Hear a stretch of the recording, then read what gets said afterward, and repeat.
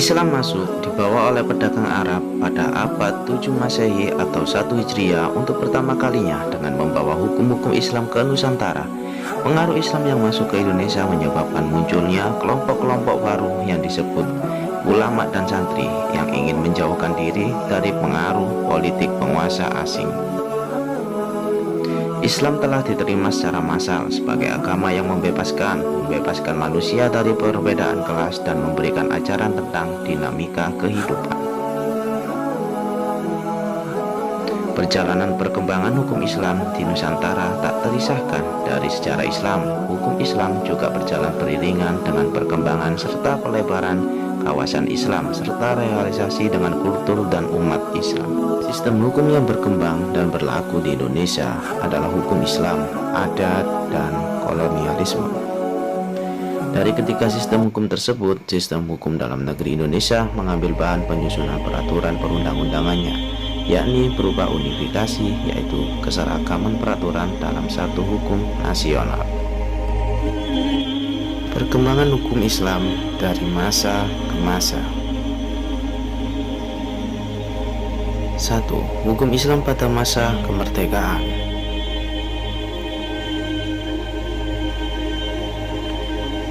Berakhirnya penjajahan Indonesia juga mengakhiri masa penerimaan dan penghapusan penerapan hukum Islam. Untuk menata ulang hukum Islam menjadi teori yang diterima sebelumnya, Profesor Dr. Hazairin mengajukan teori resepti exit.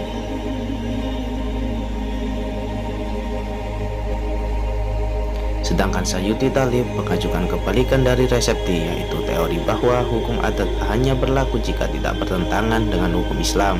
Teori tersebut menjelaskan bahwa syariah merupakan bagian integral dari hukum nasional. Dengan metode ini, status hukum Islam di masa kemerdekaan meningkat secara signifikan.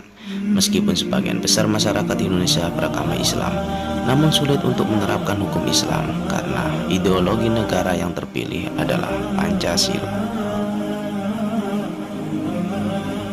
Pada masa kemerdekaan, hukum syariah mengalami dua masa. Yang pertama adalah periode persuasi. Periode persuasi adalah periode penerimaan persuasif hukum syariah, yaitu seseorang harus percaya dan menerima sumbernya.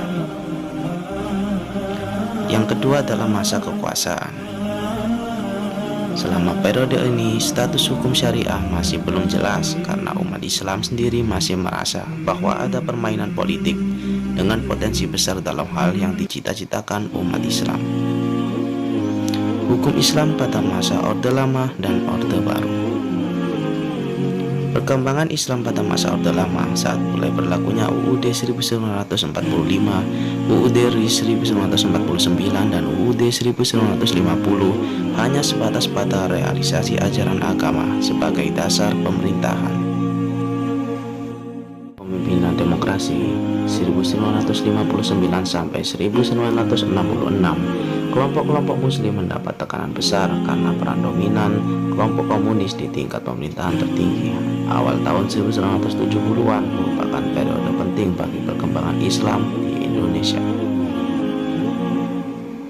Dalam memilih umum pertama era Orde Baru, Nurcholish Madjid sebagai intelektual mengangkat kebutuhan untuk menyalakan semangat Islam dan menunjukkan penolakan terhadap Islam sebagai basis ideologi politik.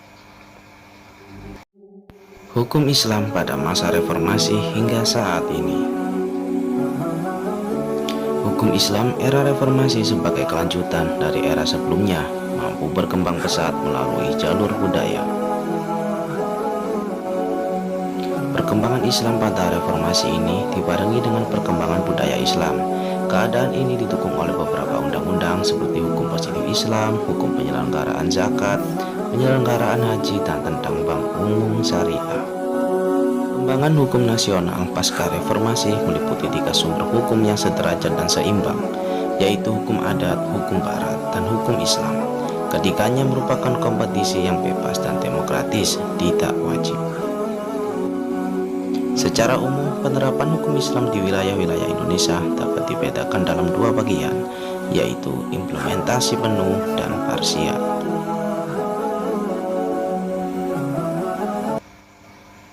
Implementasi penuh terlihat di Provinsi Nangro Aceh Darussalam, memiliki sifat penuh karena tidak sebatas memperlakukan materi hukumnya saja, namun memiliki struktur lembaga penegak hukum. Adapun daerah lain yang parsial atau tengah mempersiapkan adalah Sulawesi Selatan, Makassar, yang telah membentuk Komite Penegak Syariat Islam atau KPSI.